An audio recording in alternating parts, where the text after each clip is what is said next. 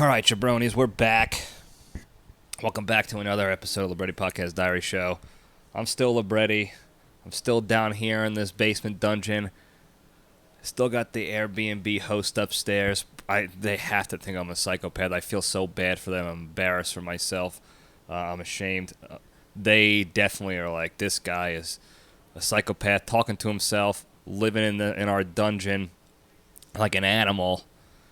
So if you guys are listening, I hope you enjoyed the content up there, and I apologize in advance for all my antics. All right, how's everyone's week going? Mine was pretty good, I guess. We're talking swingers today. The wild swinging world of swingers. So that's exciting stuff. Before we get into that, though, we got some other news. Let's see here. I'm checking my notes of the news updates. Paul Sorvino, actor. He was in Goodfellas, bunch of other Italian movies. He's an Italian-American actor. He passed away this past week.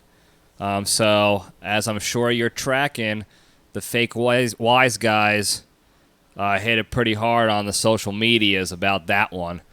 I saw a couple of pages post.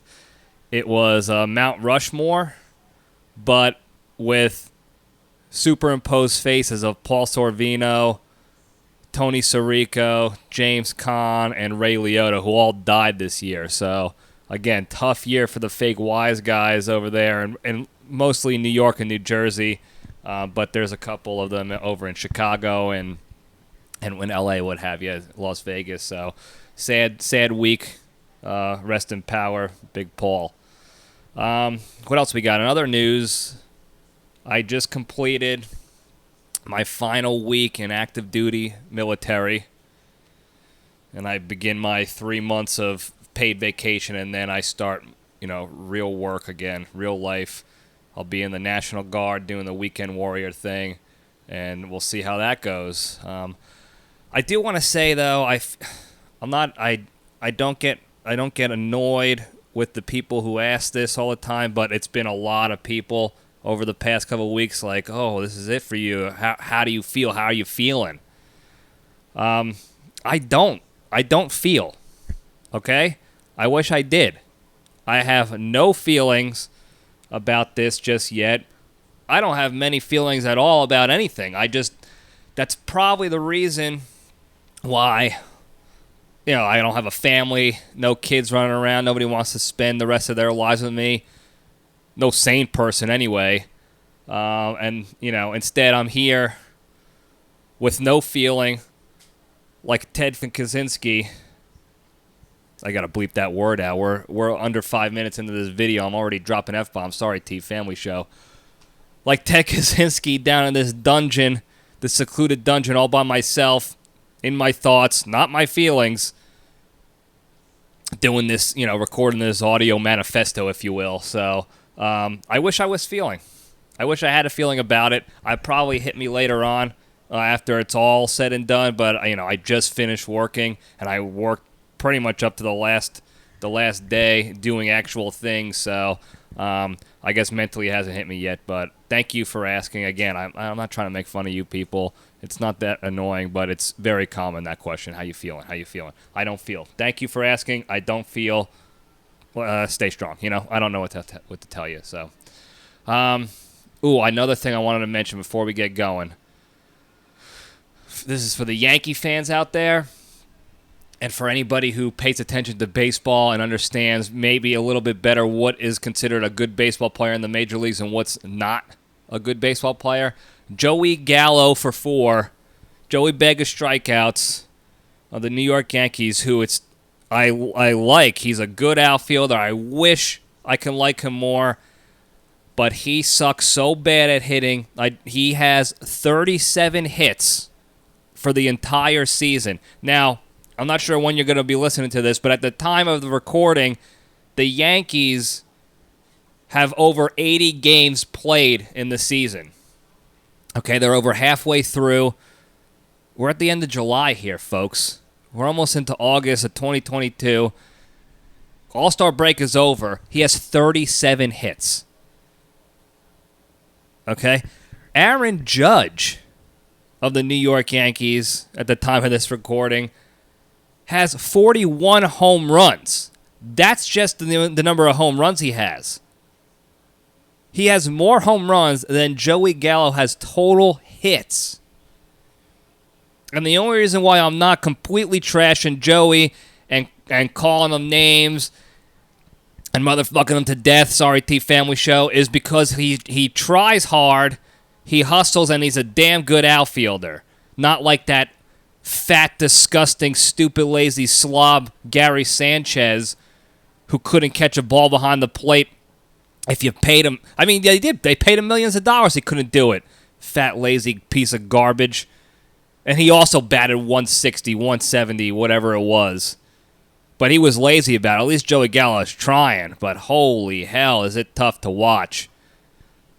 Anyway, that's all the negative I guess we got for this week. It's been a pretty decent week, all things considered. There's obviously the political stuff going on, and that's always going to be emotionally charged up. And everybody's going to become an expert in whatever topic it is for the week, so we don't even have to talk about that. We could just keep this, to the important stuff, talking about the important stuff like why Joey Gallo sucks and why Italians get so emotionally distraught about strangers dying. So, all right. With that, though, let's get right into the goods, if you will. And we'll step into the cage.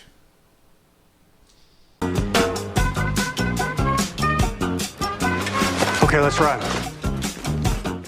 All right. Today's Into the Cage segment is proudly sponsored by Big Chief Chewing Tobacco. You ever find yourself in the trenches of warfare, sitting behind your sandbag barricade, getting ready to ambush a stronghold of bloodthirsty Taliban death dealers? And right after you load your weapon and sharpen your tomahawk one last time, you crave that one final hit of sweet pre-raid nicotine to give you the buzz you need to launch your offensive? Well, if you have a pouch of Big Chief Chaw on you, you can run into battle with confidence, knowing you'll have the head rush needed to rain down blows on the enemy and shed blood for freedom. So to get that first hit today, visit www.championshipchew.com. Use the promo code BIGLEAGUE for 2.9% off your first pouch. Look, when you're going into battle, when you're getting ready to put your life on the line and take others, you want to be as ready as possible, okay? And whatever you have on hand to get ready, you want to take advantage of that, and that head rush is good. It gets you going. I mean, there was nothing better for me than to have a nice fat cheeser in right as we were getting ready to take out the trash back in the day. So I get it. And with this veterans discount here, 2.9% off, it's a deal at twice the price, believe you me. So there you go. All right, Cage Fact. Now, everybody's talking about this whole doo-doo-doo with that women's basketball player, Brittany Griner, and the jailhouse trade, the people trade that they're trying to do to get her out of jail in Russia so that she doesn't go away to prison for however many years. So a quick backstory on her situation is she was there for some basketball. She was in Russia for doing basketball things. She had a vape pen, and apparently the vape juice, the sauce that she was using, had a little THC in it or CBD or whatever. Whatever the sauce was, it had a little illegal component according to the Russians and their laws, and she got pinched for it. So she actually pled guilty already, and they're going through the trial, but she's been in detainment in Russia since like February of this year. So they've been sort of half-assing getting her out, but also, regardless of how you feel about that rule, it's a stupid rule. Let's be honest, it's stupid. It was a rule though. It's a law, and you got to pay the consequences sometimes. Now, I'm not saying we should just leave her there and let her get tortured and do whatever they're doing to her in those Russian prisons. But there is that sort of dichotomy and that thing you have to consider on, that portion of the story. That's not what I'm here to talk about, though, for the Cage fact anyway. So recently they're talking about doing a prisoner swap. Her, Brittany Griner, and this other fella, Paul McNutsack, I don't know who it is, some guy who was accused of spying, and they detained him a while ago in Russia. And the Russians want this dude, Victor Bout, back. He's currently serving a 25-year sentence in the U.S. For arms dealing and other stuff. And where the great one comes in, follow me here, is that Nic Cage's movie Lord of War, where he plays, I forgot his name, Olaf Orlovsky or something like that, some Hollywood Russian name, is loosely based on this Victor Bout guy, this Merchant of Death, this Lord of War. So now it's sort of coming full circle. They made this movie way back in the day, late 90s, early 2000s. I forgot the exact. I think it was early 2000s. I can't remember exactly, so I'm sure some of the haters will correct me for that, so thank you. But they made it about this guy. This dude is in prison for bad stuff. Selling weapons to bad folks, helping deal death, essentially. And they're talking about now trading him and letting him off. He hasn't even served half his sentence yet, and they're thinking about letting him off for this deal to get 2 Americans back for 1 Russian bad guy. So there's a lot of political back and forth, and the moral high ground is constantly being, jockeyed for, if you will, with each team, talking about what's the right thing to do, what's the wrong thing, this and that. Everybody knows more than everybody else. The important thing here is that we knew about this guy long before, because the great one, Nic Cage, portrayed him in a award-worthy performance. Now, he didn't win an award for it, but it was award-worthy. And I think people would objectively agree with that. The movie was very good. That other weirdo, Jared Leto, was in it. As his brother or something like that. But go check that movie out. Good movie, based on true events, based on this real Russian dude who's in the news lately. So there you go. All right. That's the Cage fact. Moving on, we'll swing the Junction logo off, and we're talking swingers, baby. Not the movie Swingers, so let's caveat here. The movie Swingers is a quality film with Vince Vaughn and Jon Favreau about this sullenly, slovenly beta who gets dumped by his girlfriend, and he's just bitching and moaning and cucking around for months on end, and Vince Vaughn has to get him back into the swinging business again and hitting on chicks and getting out there again. So that's a great movie. We're not talking about that, though. I could talk about that movie some other time. We are talking about the swinger community, where couples swap each other to do sex with other people. And apparently it's,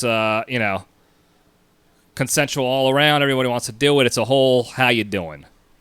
I'm trying to get into the truths and myths of it all.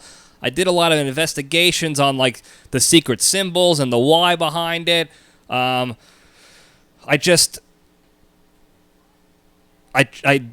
was very curious, but there's not a lot out there as to the actual why. It's just all these different pieces of information that conflict with each other. Nobody really knows for sure.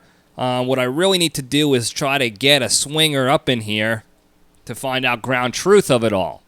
Haven't been able to do that yet, but I did find some good information, and we're going to kind of try to get into it. Now, this area in the greater D.C., Virginia, National Capital Region, if you go on any dating app, this place is loaded with the, what do they call it, the E&M poly community. Polyamory is loving everybody, which is really just code for sexing with everybody. E&M is ethically non-monogamous, which I learned about through this area, and apparently that is when you are with somebody and then you also do sex with other people. So I guess it's like swingers. It's like the new trendy term for swinging. I don't know what the hell it is. I'm trying to find out. Now, when it comes to the symbols, here's where there's a little conflict between truth and myth. Now, this all started when we were talking. I was walking by and I saw a couple of symbols in around town that are been widely known across the internet as being symbols that signals put out by people who are swingers. So you got the upside down pineapple, or any sort of pineapple really. Now the upside down pineapple specifically is when you're in a grocery store and you pop that baby on its spikes and to let other people know in the grocery store that you're down to clown without having to say it publicly, outwardly. So that was a symbol. So you see that, and then you get like the head nod from somebody the deal is on.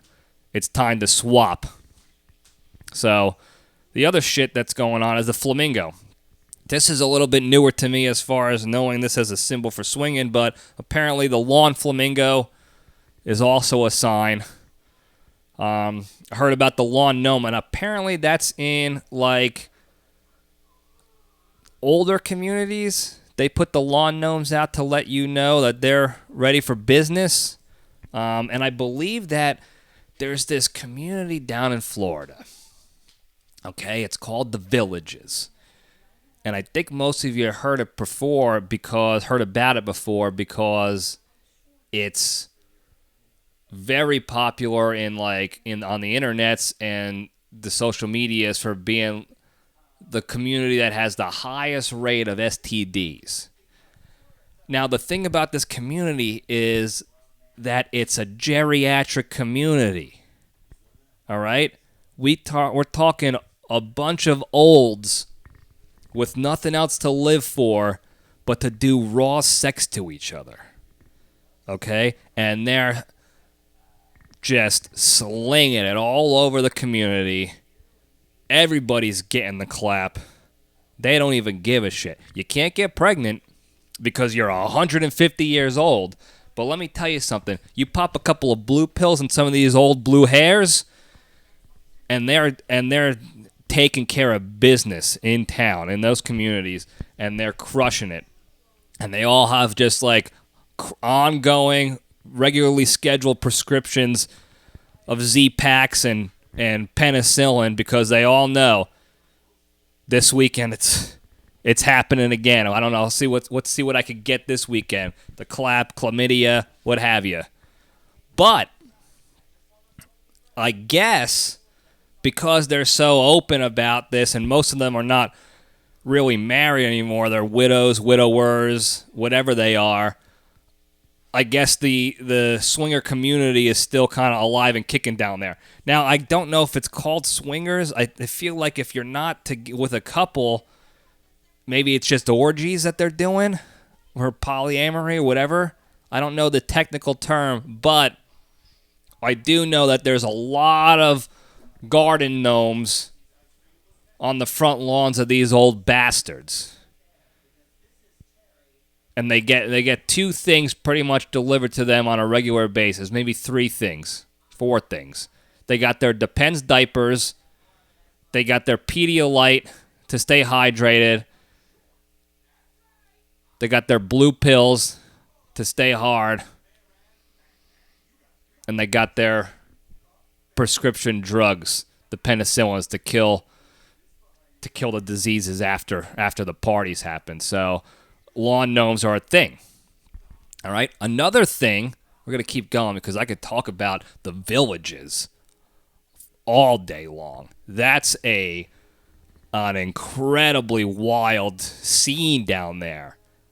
And maybe we could do some investigative journalism one day and get down there and see what it's all about. I'll not participate, but do journalistic things. It's for, journalism. So, one day. Another signal, let's just keep going, is when men wear a black wedding ring on their right ring finger.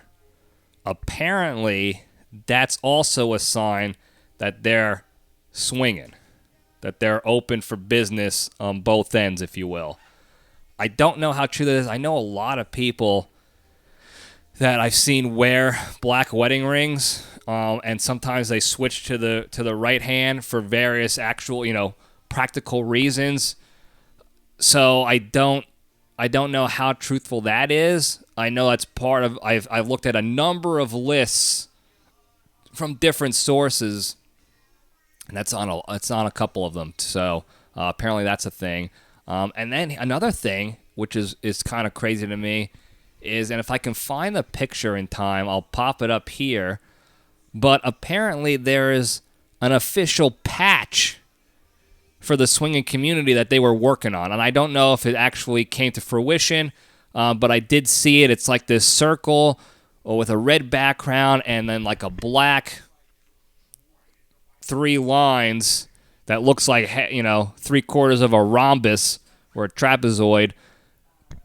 But it's supposed to represent a swing, and it's just lines so that it's a little bit more discreet to kind of go with the whole discretion of the swinger community. However, if you got an official patch you're wearing on your jacket or your backpack, how discreet are we really talking here? And that kind of brought me to like why I wanted to do this anyway with all these symbols and signs and stuff is, how did this start? And why did this start? And how is it effective? And just give me something. Okay? Now, there was zero information on why these signals and these little secret, discreet how you doings began. And the only thing I can think of, I did a lot of internal investigating and critical analysis of this, and the only thing I can think of was just back in the day when we were, far more Quaker and puritanical than we are now, believe it or not. You had to keep this sort of shit under wraps. I mean, don't forget, the majority of the colonizers from way back in the day were mostly those weirdo freak Quakers and Puritans that were sort of outcasted from the rest of Europe because they were so weird and tight-ass and prude. So they're like, get the hell out of here. We're trying to do sex with each other and explore ourselves, and you want nothing to do with it? Take a hike. And they came over here to America, and then they started instilling these weirdo tight-ass magic underpants, don't sleep around kind of mentality. So people who wanted to explore themselves a little bit had to keep it on the DL. That makes sense to me. So they would have secret symbols to do so. However, how does a secret symbol start at all? Like, how do you know the first, there's got to be one person who comes up with the idea. Like, oh, I will flip my pineapple upside down in my farmer's market cart so that somebody knows that I'm down to clown. I'm part of the swinger community. That's one person comes up with the idea. How do they get that out to people if they don't know who the other swingers are and they can't just publicly do it? They can't just say and ask, hey, are you a swinger? Do you swing? Tell everybody about the pineapple thing so that they know the symbol. Because you run the risk of talking to the wrong guy, and the next thing you know, they're doing a Salem swingers hunt for you, stringing you up, stoning you, trying to drown you, just because you like to put your pee-pee in other people's wee-wees. So I don't know how the signals spread effectively so that only the swingers knew about them, but the regular tight asses didn't know about them. And then, fast forward to the age of the internets, and it's all over the place. It's a public thing. People put on their dating profiles. I'm E&M. I do swinging. I'm poly. I'm happily married, but I'm looking for some fun on the side. They know about it. You can go to check the Reddit pages. People are writing articles on this stuff. So the reason for the signals now, the little symbols, is probably just for for show and just for the tradition of it all. Like, oh, started from the bottom, now we're here. We had to keep it secret. Now this is just to pay homage, here we go again with that stupid word, to the OGs who had to really fight for our freedoms to be able to swing openly. Otherwise, there's no further information. The only thing you keep finding all over the internet is these different lists. And I even asked, like, where did this come from? Where is the history of the symbols? And it's all you get is, certain secret symbols to tell if you're dealing with a swinger. It's like, I already got the symbols now. I need to know the why. Give me the why. Give me the history behind it all. Who is studying the history of this community? And why wouldn't you want to? Maybe since I have more time on my hands, I'll do it. I'll try to investigate. I try to get incommunicado with some of these folks, and we'll see what happens. But I don't know the why. Now, an interesting piece here, as we're talking truth versus myths, is if apparently, according to some articles that have interviewed swingers and have done video interviews and how you doings, they deny these symbols are real. They say inside the swinger community, they're thought of as a joke that the internet created, and that why would they do something like that? They could just ask, and that also makes sense. Why would you need symbols like that when you can just openly ask now? And why would they pick those symbols? If we're talking back in the day, in the OG days of secret swinging, why would you pick a pineapple or a lawn gnome? Some of these weird things. And who's walking around with black wedding rings too back then? So that side also is a valid argument, that it's just a myth. People made that up, and the internet ran with it. And the swinging community actually says that during their parties that they have, their key parties, that they'll put symbols up as like the theme. This is a pineapple party. This is a flamingo theme as a joke. Now, so people know, like, oh, if everyone wants to make fun of us and pretend that we have secret signs, we'll just lean into it. And that, in turn, creates a little conflicting guidance, if you will. Because they say they're doing it as a joke, but anytime someone is just vandalizing their entire house with pineapples and flamingos, even if they say it's a joke, we know it's a swingers party. So the symbol actually works. Whether you believe it or not, they're perpetuating that myth that they say is a myth anyway. So a lot of weirdness there. I guess at the end of the day, the key takeaway is that swingers obviously can't make up their mind on anything. They can't make up their mind on secret symbols, whether they're real or not, because they say they're fake, but they also use them. And ironically, they say, but who knows? They can't make up their mind on what person they want to do sex with for the rest of their lives, so they just keep swinging around and flip-flopping and swap-daddying. So, who the hell knows with them? Now, another thing about the key parties I read. Traditionally or historically speaking, the story goes is that key parties is when everybody has they set up a house party for all these couples and swingers.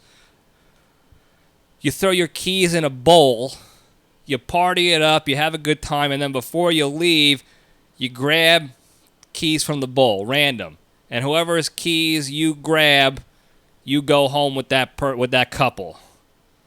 Now, the actual swinging community pushes back on that and says, no, it is not that random. In fact, we don't feel comfortable doing it like that because that's not what swinging is all about. It's not sex with strangers.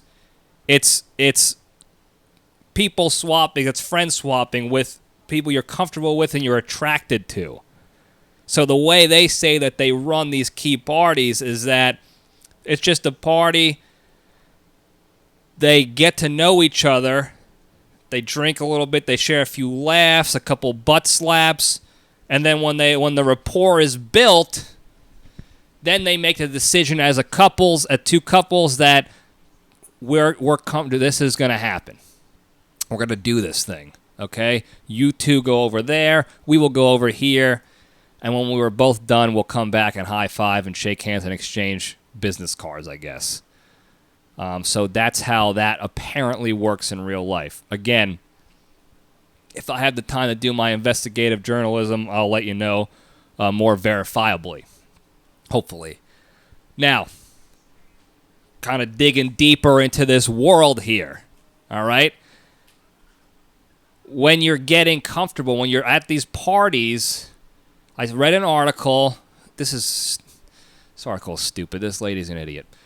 This lady writes, she's written several articles about the swinging lifestyle, different things about the lifestyle for people to know about who are trying to get into it, who are currently into it and trying to navigate through it effectively or what have you.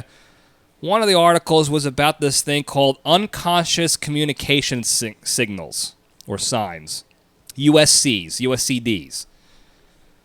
Now, I read through this article, and this is sort of like what to be on the lookout for with a potential swinger partner, so that you know at these parties that these people are giving you the signals you need to feel comfortable to go and do swinger sex to each other. Now, it's funny because, again, the community says we don't have secret symbols and signals to suggest we're swingers, but we have a whole article here to talk about how to read the internal signals of the people to know that they're down to swing. So, not being able to make up their mind on how they feel about signals. Now, I read through this article.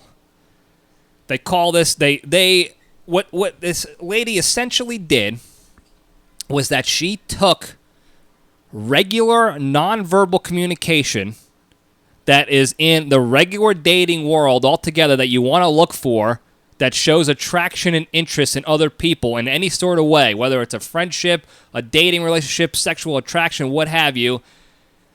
And she just added the word swingers inside each of her sentences when describing these signals, and then changed the name to swingers USCs, unconscious communication signals or something like that. UCSs. I don't remember what it was. One of those things. That's all it was. And I read through it and it was like eye contact. If they show a pattern of eye contact with you while you're conversing with them and they're not looking away and it's not incidental eye contact, it's continual back and forth eye contact, that's a signal.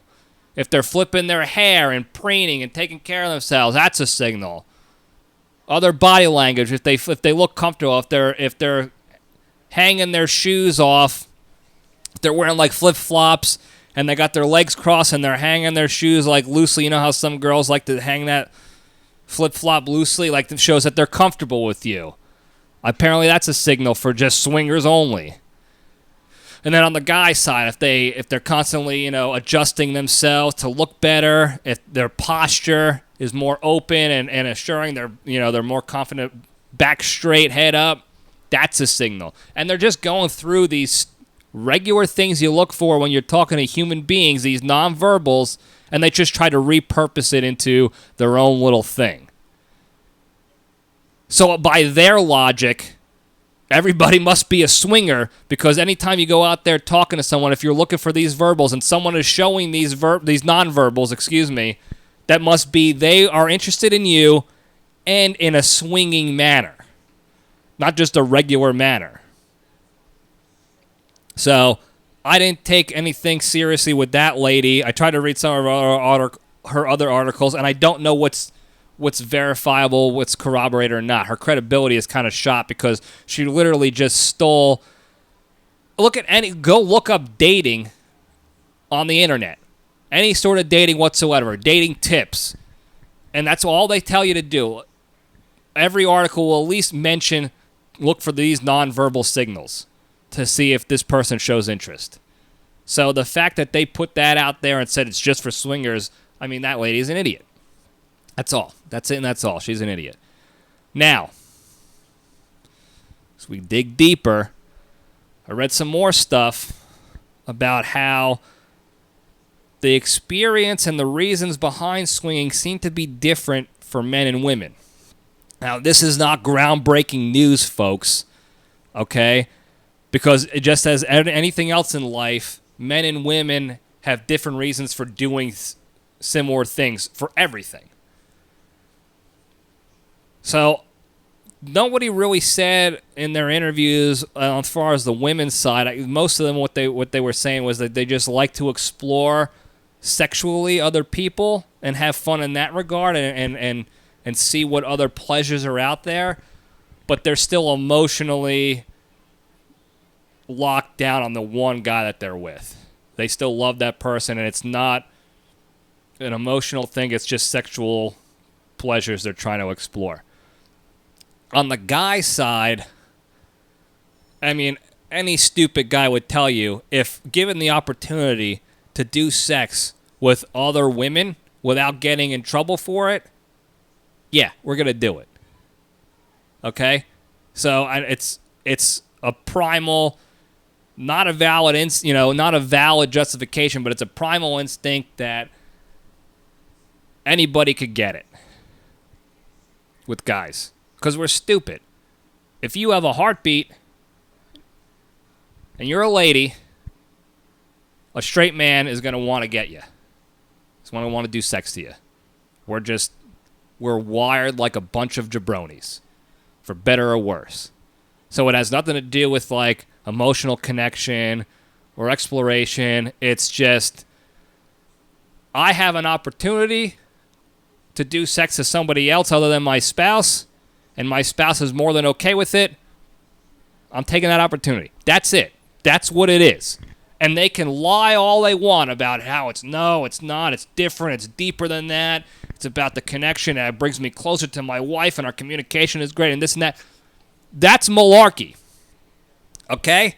That is malarkey. There is no excuse, no justification a guy can give that will convince me otherwise. It is because there's the opportunity. It's there. It's present. The moral and ethical question mark and ambiguity is completely gone because your spouse is into it. Green light. That's why they do it. Okay? Now, on the women's side, I don't necessarily think I believe entirely the reasons they give for why they do it. They're talking about exploration, new sexual pleasures, and how you doing is enjoying that part of the life. But if your man can take care of that, if he's good enough, why can't you just explore with him?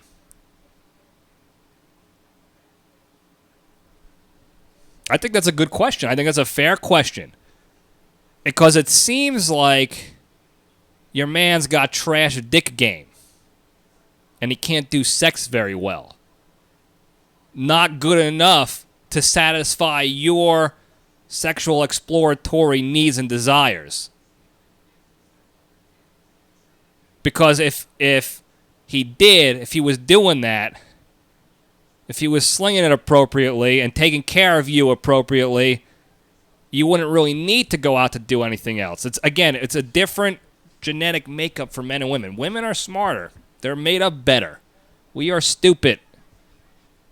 It's not the same reasons why, because the women's not giving it to us the way we want. No, they always do, almost. Unless they're dead on the table, they're always taking care of business for us.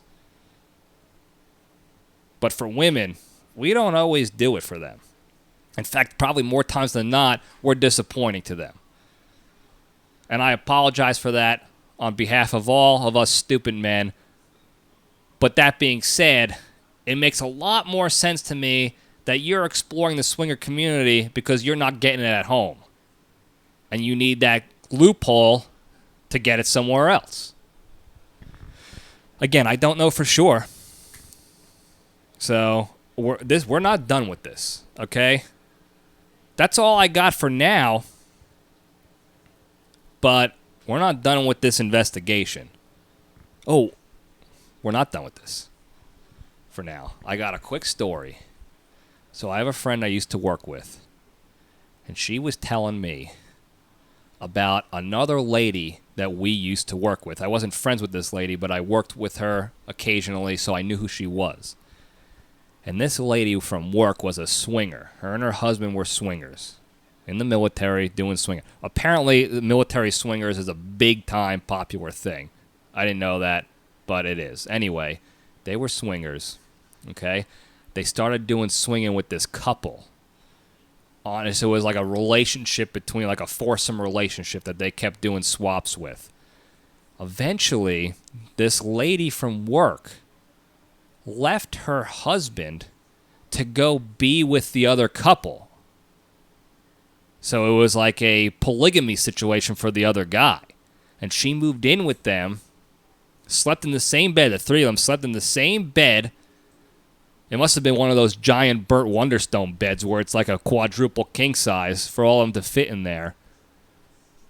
And then, eventually, that guy from the couple got divorced, left his wife, and married this lady from our work.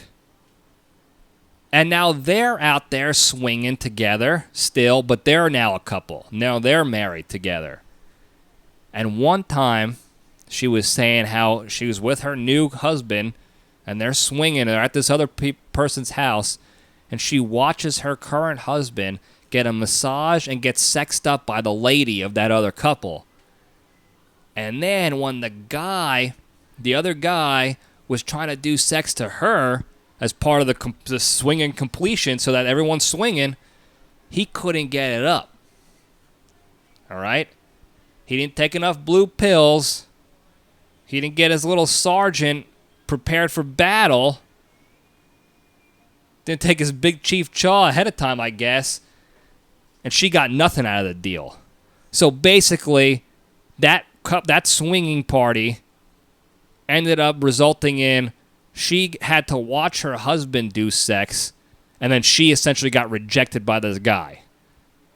By his pee-pee, anyway. He said he was trying and he couldn't do it. So, look, a lot of the times, not a lot of the times, but there is a decent chance that if the dude's not getting it up, it could be because of the girl.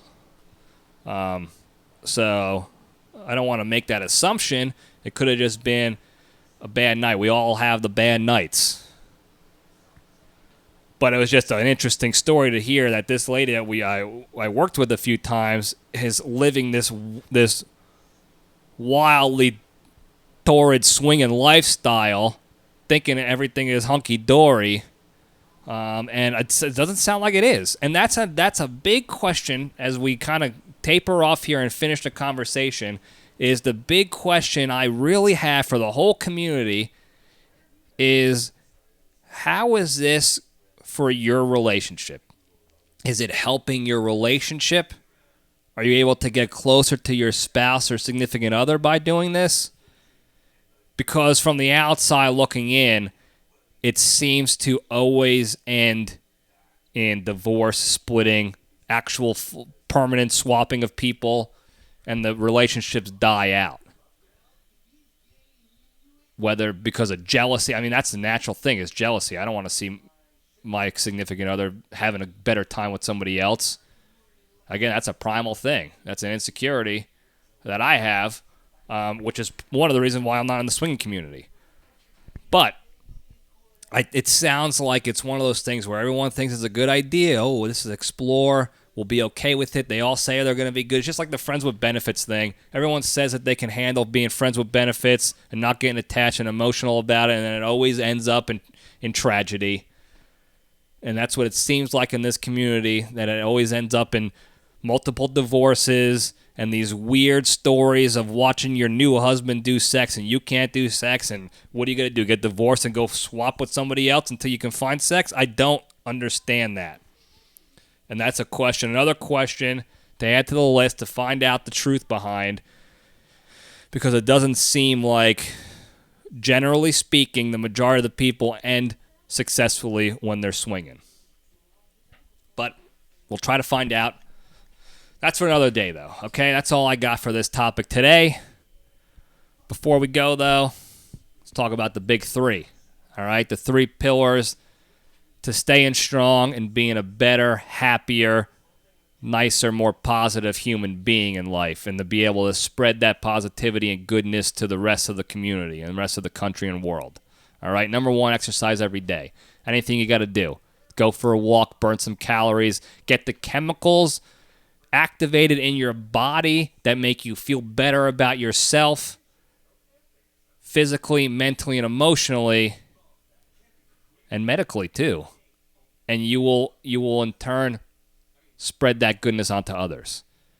And it will also help you with number two of the big three. The toughest one is not being a shitty person. Remembering that other people are just that. They're people. So before you go taking jabs and being shitty to them and being truthful, actually mean and terrible to that person, you take the step back and understand that they're a human being.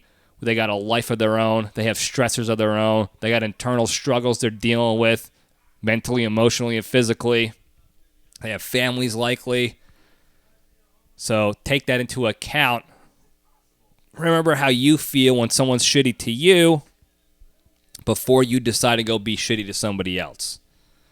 And then number three, the most important one, be genuinely thankful and grateful for all the good you have in your lives. Because if you can step back and appreciate that and refocus your life on gratitude, you'll have a more fulfilling life. It's how it is. I can't explain why it is. I just know it's the truth. Okay? Because I've done it before. I've been on the other side, and I've seen the light of gratitude, and it's a lot nicer. It's a lot better. It's a lot happier than any other sort of existence you can have. Any other sort of focus you have on your life, this beats it 10 times over. All right? Now that's all I got. Now we're done for the night, for the day, for the week, for the what have you. Thank you guys again for listening. Don't forget, hit the hotline, 202-670-1114. Ask me questions. If you need advice for something, if you're having a bad day, anything, hit the hotline. You got a topic you want me to talk about, bring it up, anything. Even if it's just to say hi, call the hotline up. One thing I will say, and this is related to the big three, and also part of the reason why I got the hotline too, is the UFC fighter, Paddy Pimblett, Paddy the Baddy, he must have just lost a friend to suicide. And he said in his post-fight interview a couple weeks ago or whenever it was, after he won, about the importance of people talking to their friends and opening up and asking for help and trying to get somebody there, even if it's just to talk to them. And he said he'd rather his mate be crying on his shoulder than having to go to his funeral the next week. And I talk about this a lot. Okay, so if you're feeling it, don't feel like you're being a burden on somebody or you're a pussy because you think you can't handle the mental anguish or what have you. Call the hotline. All right? I'll be there. You leave a voicemail, I'll return your call. We'll talk about it. We can talk about it on the show, off the show, whatever you want. I'm here for it, okay? And this is not just lip service. Ask anybody I know who's a true friend, and they'll tell you the same thing. I'm here for it, okay? So if you have anything at all, call the hotline, 202-670-1114. All right? Thank you guys again. Like and subscribe. Tell your friends and enemies. Do all the how you doings. I love the feedback. Keep it going. I love you all. Stay strong.